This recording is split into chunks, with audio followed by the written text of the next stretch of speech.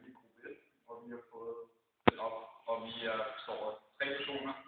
Mig, Nordmand og Katrine. Nu står på kameraet, det er det på se. Og vi har fået den opgave, at vi skal bevise, at i mig hvad for en trekant vi har udgangspunkt i ved vinkelsumme af 130. Vi skal bruge sociale metoder for at bevise det her. Den første metode, den går her, hvor vi har 2 linjer, som der krydser hinanden. Så det vil sige, at de krydser hinanden på præcis de samme steder, så videre. At vi får 2 vinkler her, og vinkel 1 er alt det svaret til vinkel 2. Så skal vi så bruge metode 2. Vi ved antil, den er 360 grader, så når vi kolder den her dog, vil den blive 180 grader. 14 til vinkel 3. Så har vi så 2 parallelle linjer, som vi ser her. Så er den lige ned igennem her. Så får vi så igen 2 vinkler, og de 2 vinkler vil også svare til hinanden. Ja, og nu skal vi så til det endelige bevis.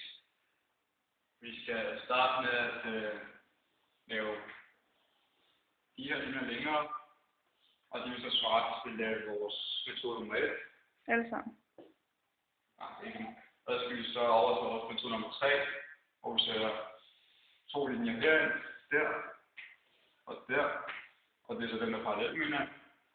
Og så i metode nummer 2 skal vi sætte en flyve her. Nu kan vi så begynde at finde vinklen. Vi har en vinkel her. Start lige med at fortælle, hvad er det for en metode, du bruger? Her bruger vi metode nummer 1 til at finde 2 vinkler.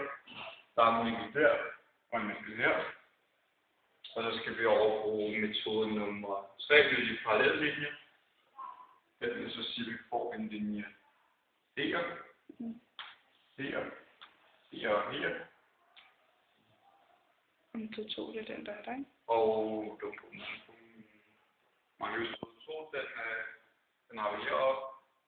På grund af det der her, det vil give 180 grader, og det svarer så til en trekant.